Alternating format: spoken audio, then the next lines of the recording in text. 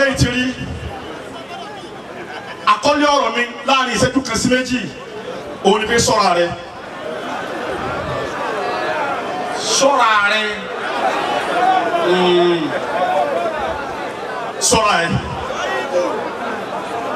tí wọ́n bá ní kó ṣọ́ra ẹ máa tẹ̀lé mi o ṣọ́ra rẹ ọlọ́run ò ní sọ ọlọ́run bí sì kọ́dà kó sọ ìwọ ni ògbé tí kò ṣọ́ra rẹ ń tọ́lọ́run ṣe pọ̀.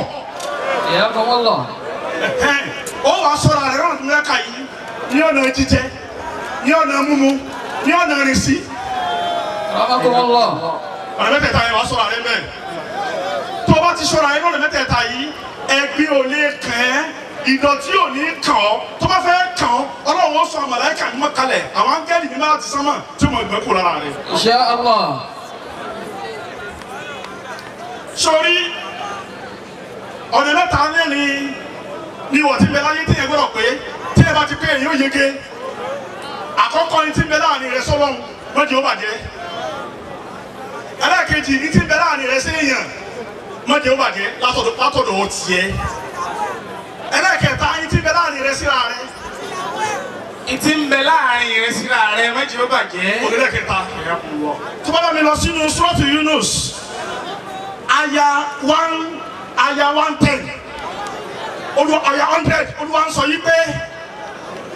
أعوذ بالله من الشيطان الرجيم بسم الله الرحمن الرحيم وما كان لنفس أن تؤمن إلا بإذن الله ويجعل الرجس على الذين لا يعقلون. ìwọ tí ń bẹ láàrin ìrìn àtọlọ́hun òun ni kó má jẹ́ kí gbàgbọ́ rẹ̀ ó bàjẹ́ الذين لا يعقلون العبادة ولا يعقلون المعاملة بينهم وبين الله àwọn ọlọ́run bá wí bẹ̀rù ẹni tí ń bá ti ń jásí pé kò mọ ọlọ́run pé kò mọ ọlọ́run sáájú lásìkò nira kò mọ ọlọ́run ráwọ́rasẹ̀ sí lásìkò dẹ̀ra tádàwọ̀ bá kàn yóò rọ̀ rẹ̀ lómi irú àwọn báyẹn la ya'qiluna al-ibada.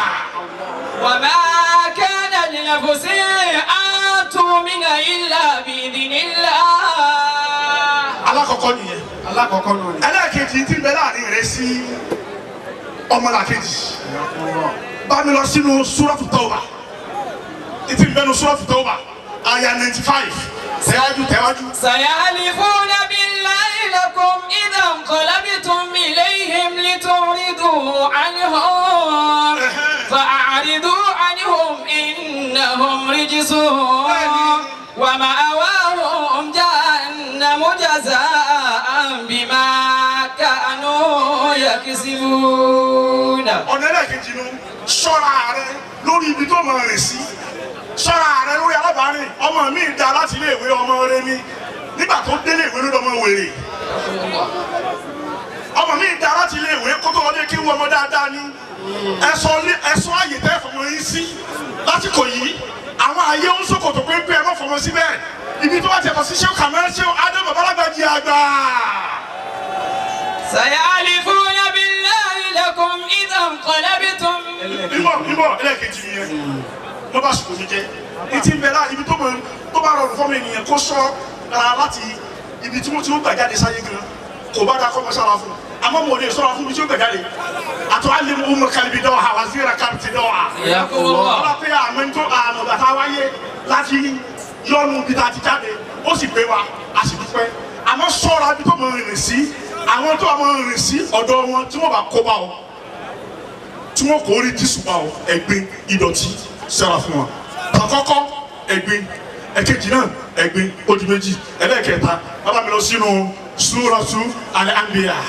قل لا أجد فيما أوحي إلي محرما على طاعم يطعمه إلا أن يكون ميتة أو دما مسفوحا أو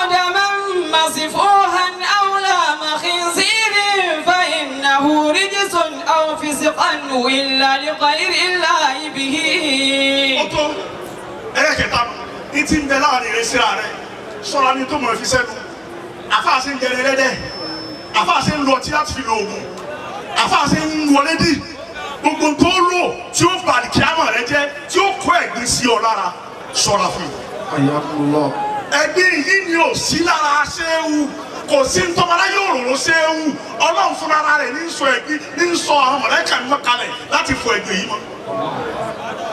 wọ́n máa gbọ́ níparí ẹ̀gbin tó bá yíyàn lára ní ẹ̀gbin ti bí àárín èèyàn sọ́lọ́run èèyàn nígbàgbọ́ ẹ̀gbin ẹlẹ́ẹ̀kejì tó bá yíyàn lára ní ẹ̀gbin ibùrísí tí wọ́n kó ọ̀rọ̀ yẹn tí wọ́n lẹ̀ mọ́ yẹn tó ṣe rẹ́gí ó di méjì ẹ̀gbin ẹlẹ́ẹ̀kẹta òun ni ẹ̀gbin téèyàn fi sẹ́nu mẹ́tẹ̀ẹ̀ta yìí ǹjẹ́ èèyàn lè gbé kúrò lára jẹ́ kí n sọ fún ọ àkọ́kọ́ yí ọ náà omi ò lè fọ ẹ̀gbin mọ́ omi kò lè fọ ẹ̀gbin mọ́ yorùbá wọlé hadasu wà hókùnmù lè habas bìrì mutlak wọ́n ní tó yẹ sọ́kọ́ ẹ̀mí bá lè omi bá lè gbé ẹ̀gbin kúrò lára ni tábà ìgbé ẹ̀bá tí ó mọ̀ ọ̀rùn ní àtẹ́lẹwọ́ wa àmọ́ tó ní pé omi ò lè fọ ẹ̀gbin mọ́ ọlọ́run ní máa ń sọ nǹkan kan kalẹ̀ láti sánmọ̀ kí ni wọ́n wá yí ẹ̀mí wa kúrò níbi ká máa rò pé àgbọ̀mọ́ àbíkò hàn ẹ̀mí wọ́n wá mẹ́kọ̀ọ́ sí mọ́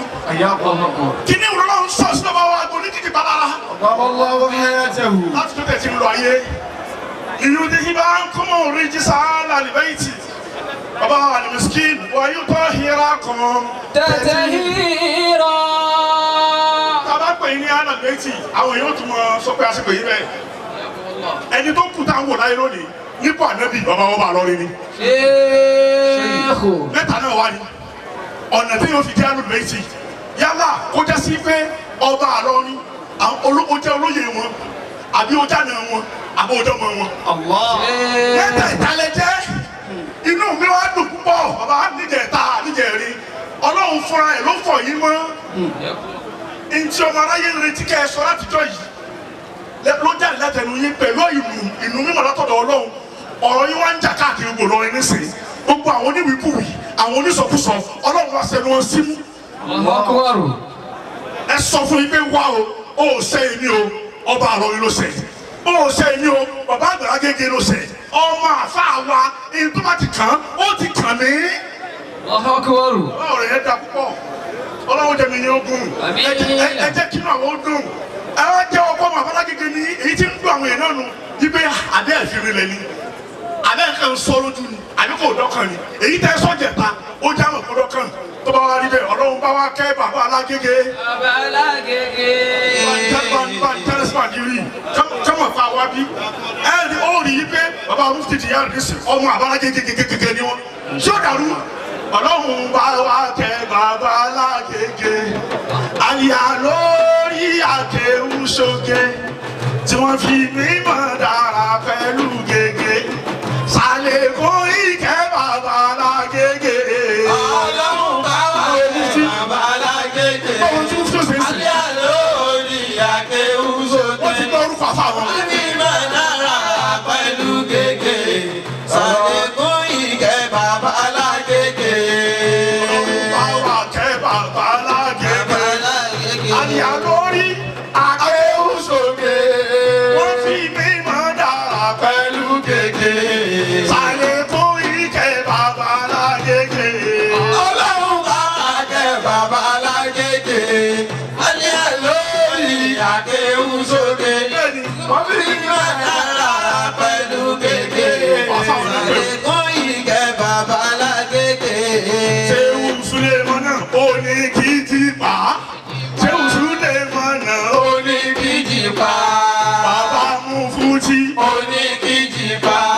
ọba Ìlọrin Oníkìjìpá. Ajáramọ́. Oníkìjìpá. Ṣéwù Sulemana ó Oníkìjìpá. síwájú tọ́lọ́run tó lápá.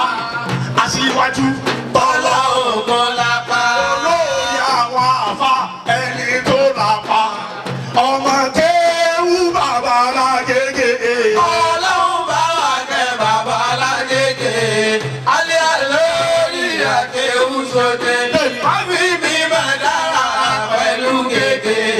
Ṣàlékún ìkẹ́ bàbá alágége. èyí túbọ̀ kọ́ bàbá alágége ní wasalaamu aleykum wa rahmatulahi wa barakatuh. عليكم السلام ورحمة الله شكرانا